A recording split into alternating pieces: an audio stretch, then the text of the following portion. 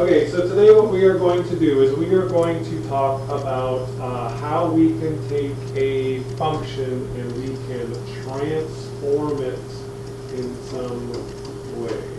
So we're going to talk about transformation, okay? And there are two basic kinds of transformations that you can do.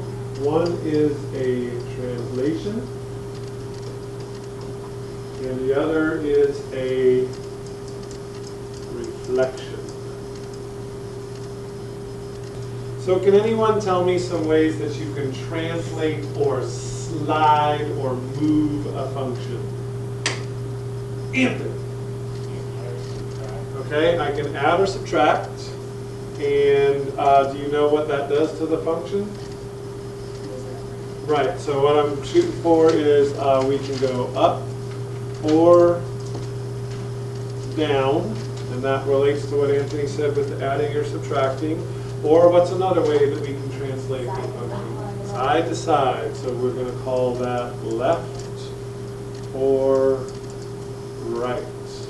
So if you move a function up, or you move a function down, or you move a function to your left or to the right, then those are all called translations. Okay? What are some reflections that we could perform? What could we reflect a function over? The x-axis or the y-axis, okay? So we could also take and reflect a function across the x-axis or across the y-axis, all right? And so what we're going to do in each case is we're going to start with a basic function that you know and love already, which is going to be called a parent function. And then we are going to learn how to move that function around. So give me a nice, easy, basic function that we've worked with before that you know and love, that you wouldn't be embarrassed to call your parents. What's a basic function that you can think of? Y equals? Okay, but let's not go with mx. Let's take the most basic one of all. Y equals x. Okay? So y equals x is an example of a parent function. What does y equals x look like? Well, what does the graph look like? If I graph y equals x, when I hit graph, what's going to show up? The line. And what's the line going to look like? Horizontal, vertical? No! It is a, yes, through the origin 45-degree angle line. And the reason that it comes out like this is because at every point on the line, the x values and the y values are the same. So if I plug in 4 for x, then I get 4 for y. Or if I plug in 8 for x, then I get 8 for y. Same thing with the negative numbers, okay? So that is the parent function. Now what we're going to do is we're going to perform some translations and reflections on that function. So Anthony said you could add or subtract numbers to this thing. So which would you like to do, add or subtract? Add. Okay, so let's go x plus 3. What effects do you think that's going to have on the graph? It's going to move it up 3, so we hit graph. Whoops, I hit enter, we hit graph, and Abby is correct. If you go x plus 3, that moves the graph up 3. Right? Not rocket science. Okay? What would happen if we subtracted 3 instead? Move down 3. So let's take a look at the graph. And if you take that graph and subtract 3, then it's going to go down 3. Okay? So not rocket science. Let's write that down. So those are called vertical translations.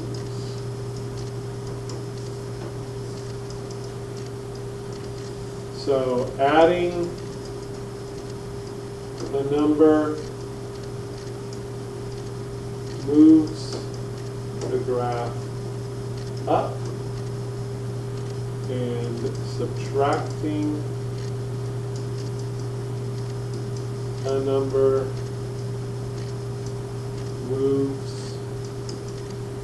graph, or I could say shifts the graph down. Okay? And what I'm here to tell you is it doesn't matter what the parent function is, the same thing will happen every single time. So I can take a more complicated parent function, like instead of just doing y equals x, I could do y equals x squared. Very nice. Okay? And if I take the graph of y equals x squared, if I take that and I add 3 to that, guess what it's going to do to my graph? Move it up 3. Okay? And so it doesn't matter if it's y equals x, if it's y equals x squared, if it's y equals the sine of x, if it's y equals x to the 15th. If you add something on there, it's going to move the function up that amount. Yes? If the graph is always up around, is it always squared? Yes. If it's a parabola, it's squared, and if it's squared, it's a parabola. Or what if it's like cubed? Okay, let's take a look at a cubed one, because the same thing will work with the cubes. So let's change that to a 3. And then let's change this to x cubed, I don't know, minus 5, just for funnies. A cubed function looks like that. So this is the parent function, y equals x cubed. And you could think of it as being a parabola that got cut in half, and then this one got flipped down there. So Okay. each exponent would be different? Yeah, so each exponent, so what you're talking about is the difference between the parent functions themselves. So y equals x squared is a parent function, and that looks like a parabola. Y equals x cubed is a different kind of parent function, and that looks like this. Okay? So the parent functions themselves will be different, but the effects that adding and subtracting has on them will be the same. Does that make sense? Okay, good. All right, so let's go back to y equals x squared, just for fun. We have successfully figured out how to move that graph up and move it down. How do you think we might move that graph to the left or to the right?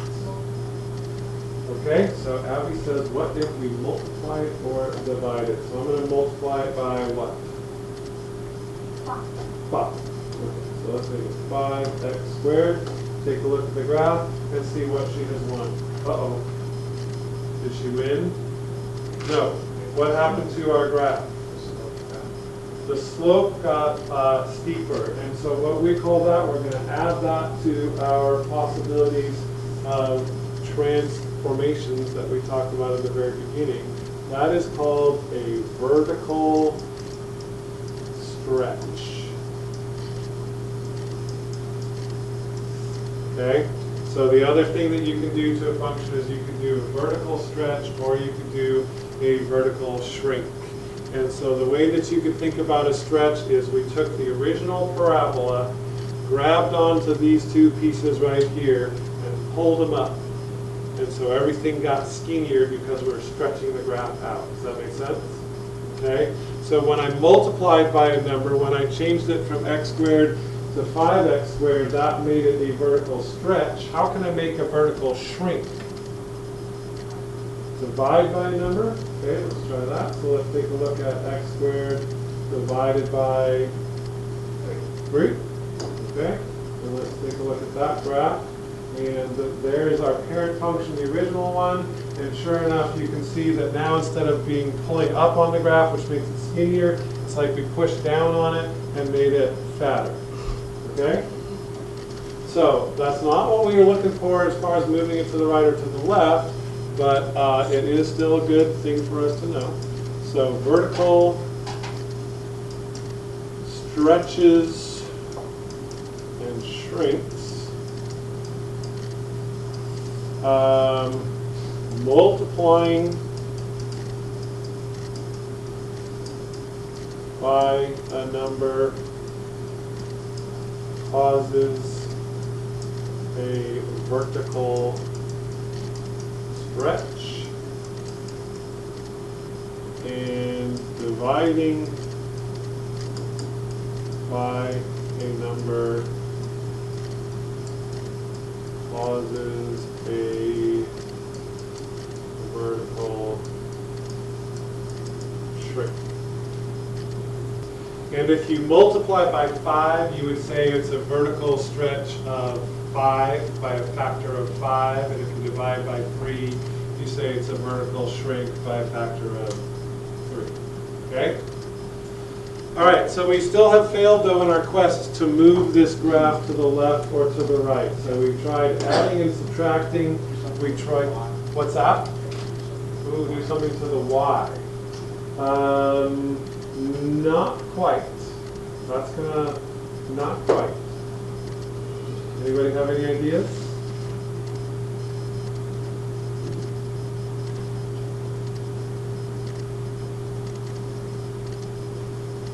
No? Nobody? Oh, Abby's gonna cheat and look at the book. Okay, the way that we have to move something to the left or to the right is to add or subtract, but we have to do it inside parentheses. So instead of going x squared plus 3, I'm going to go x plus 3 and then square the results. Does that make sense?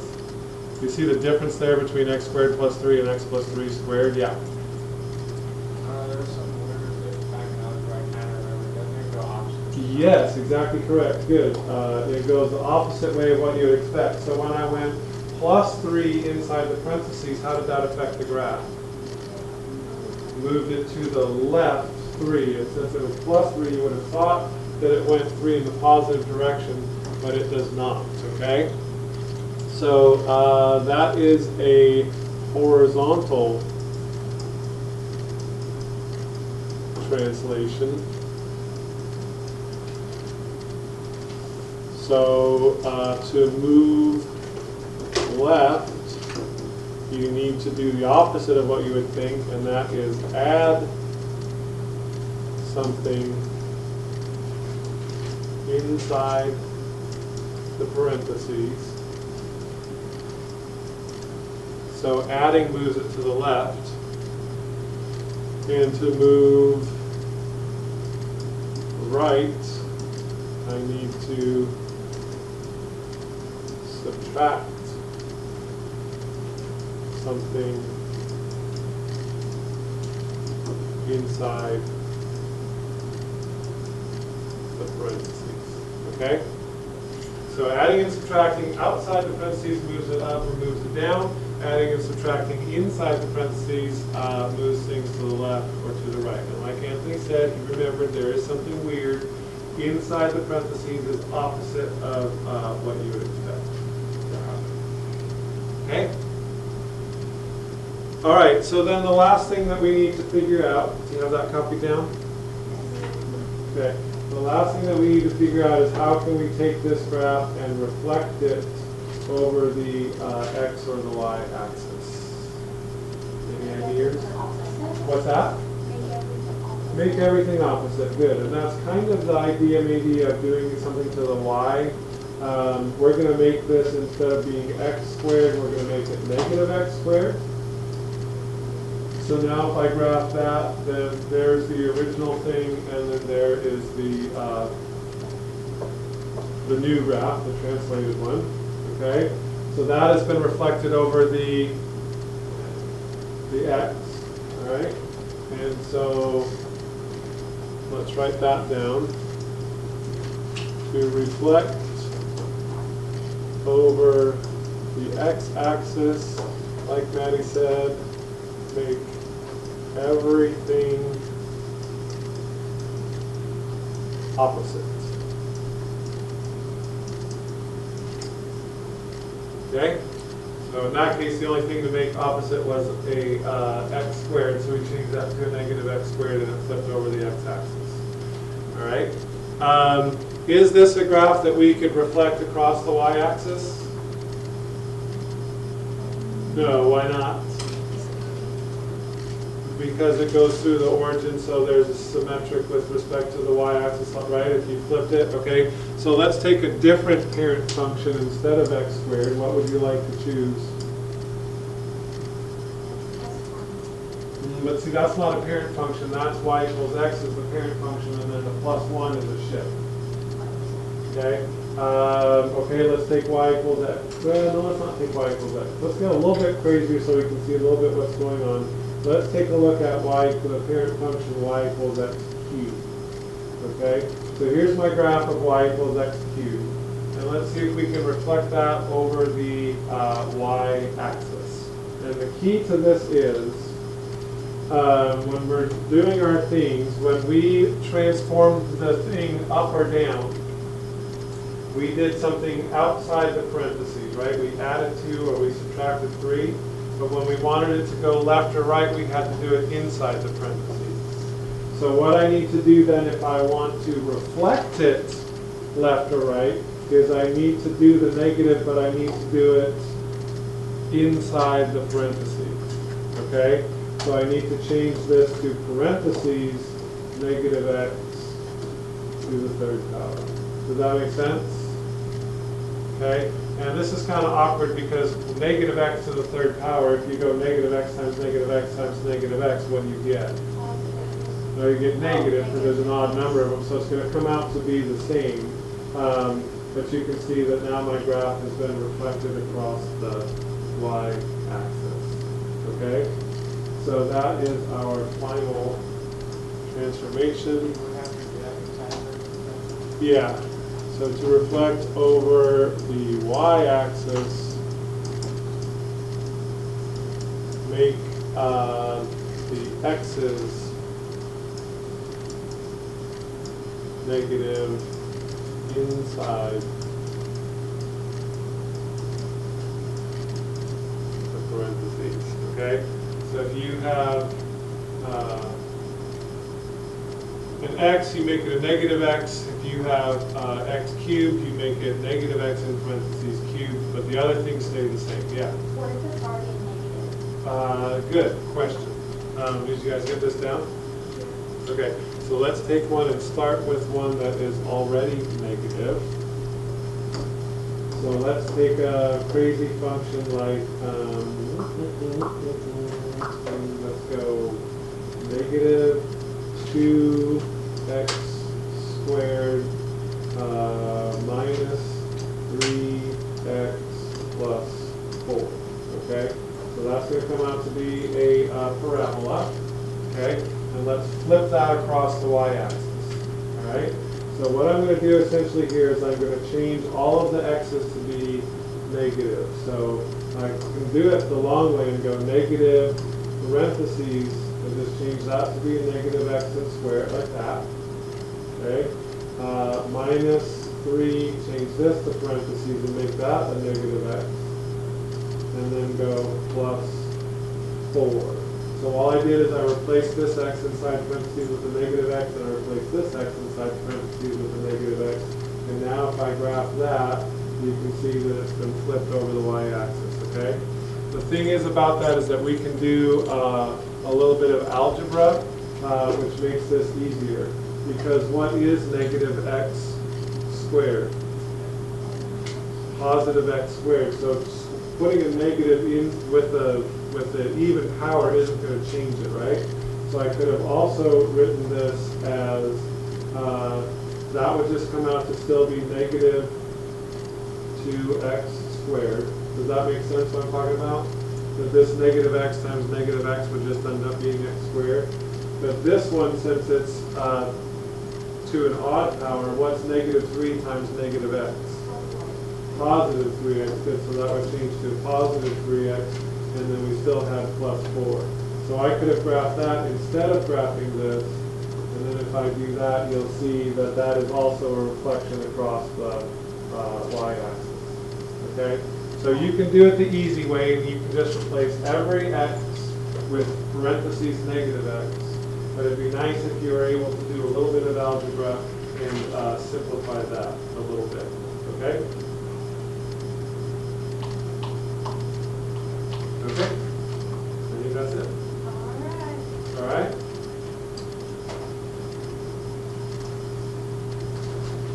Okay.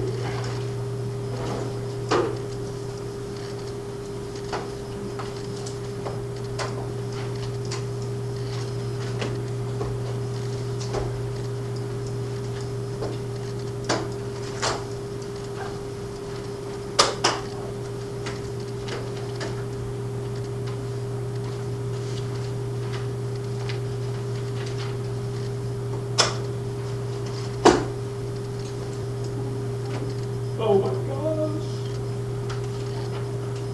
Too much, Mr. Aldrich. Too much.